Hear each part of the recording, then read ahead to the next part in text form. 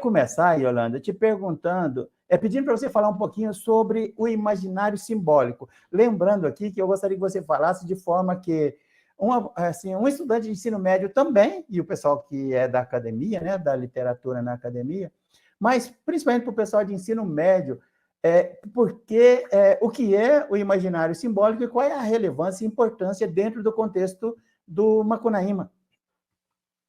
Essa pergunta é super importante, assim, eu faço questão de responder, porque até quando eu entrei na universidade, quando você vai começar a pesquisa, você pensa, o que é que eu quero fazer, o que é que eu vou fazer, né? E eu lembro que, estudando aqui em Campina Grande, no Assis Chateaubriand, eu gostava muito de mitologia, né? Eu havia lido todos os livros, na verdade, uma vez eu sofri um castigo na escola, e fui castigada a ficar numa biblioteca, e lá encontrei os 12 trabalhos de Hércules e me apaixonei. E aí eu comecei a pesquisar. Quando eu cheguei na universidade, eu conheci essa linha de pesquisa chamada Imaginário Simbólico, que trata justamente dos mitos, né? E essa linha de pesquisa ela é embasada em basicamente um escritor, né, que ele é um antropólogo, que é chamado Gilberto Durand, e ele escreveu esse livro aqui chamado As Estruturas Antropológicas do Imaginário, né? E eu me apaixonei por ele. Vai ter muito adjetivo aqui a linha de pesquisa, porque eu sou apaixonada. Mas, resumindo em linhas gerais, né? O que relevância tem você estudar o mito, né? Lá na literatura clássica greco-latina, né? Os mitos eles eram explicações imaginárias, ou seja, eram explicações, como é que eu vou dizer assim? Tentavam explicar o inexplicável por meio de uma narrativa. O mito nada mais é do que uma narrativa. Mas o que tem a ver o mito na contemporaneidade, a sua relevância? Justamente porque o mito ele vai alimentar o imaginário. E o que é o imaginário? Né? A gente tem que pensar da seguinte maneira.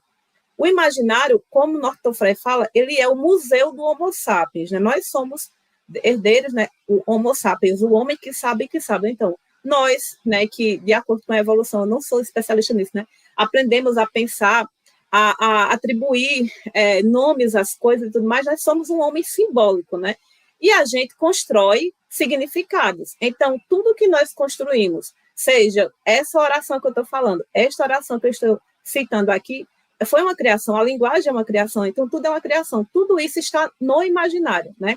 Como diz Norton Frey, o imaginário é o museu do Homo sapiens, e nele estão, né, as obras literárias que foram criadas pelo homem, né, por todos os homens, as culturas estão impregnadas, né, de obras de arte, de pinturas, de arquitetura, ou seja, tudo faz parte do imaginário.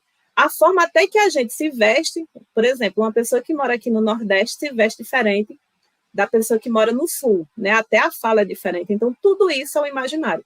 Ou seja, nós somos imaginários, né? Tudo aqui, isso é imaginário. E aí é interessante a gente entender a diferença entre imaginário e imaginação. O homem tem essa faculdade, né? A faculdade de criar é a imaginação. E tudo que ele cria é um imaginário. Eu não sei se ficou explicado, né? Vamos partir de uma coisinha de cada vez, né, Deodato? Porque senão é muita coisa para falar. Não, legal, tá muito bom, muito interessante. Então, vamos falar eu gostaria que você falasse um pouquinho do imaginário simbólico no universo do Macunaíma. Certo.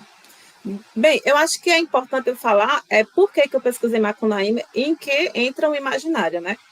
Lá na universidade, uma professora chamada Geralda Medeiros, que foi uma mulher maravilhosa na minha vida, me direcionou muito, ela dizia assim, você tem que pegar uma obra literária e ver alguma coisa que fique lhe inquietando ali, e a partir dali você vai procurar uma teoria. Eu, na verdade, já gostava da teoria, que era o imaginário, e fui pesquisar alguma coisa que trouxesse mito, né? E aí, eu ainda fiquei em dúvida entre Ariano Suassuna, o Romance da Pedra do Reino, e Macunaíma, olha só, né? Mas o que é que me interessava? Devido a estudar as estruturas antropológicas do imaginário, eu queria entender a estrutura da cultura brasileira. Como hipótese na minha pesquisa, eu tinha lá, né, que o homem, o brasileiro, ele tem em suas estruturas as três culturas, né? A europeia, a africana, eu vou falar nos termos assim que eu usei na minha pesquisa, porque até então não tinha tanta, né, mudanças agora em relação à cultura preta, africana, então eu vou falar do meu tempo, né, os termos que a gente usava lá nas teorias. E a cultura brasileira, então, que é essa miscigenação. Então, meu objetivo era pesquisar qual era a estrutura antropológica, qual era a estrutura do imaginário brasileiro. E para pesquisar isso, eu fui buscar em Macunaíma. Aí talvez seja necessário eu explicar a importância de pesquisar a estrutura, porque quando você conhece a estrutura antropológica de uma cultura, você entende muito do comportamento dela, né? Então, é isso.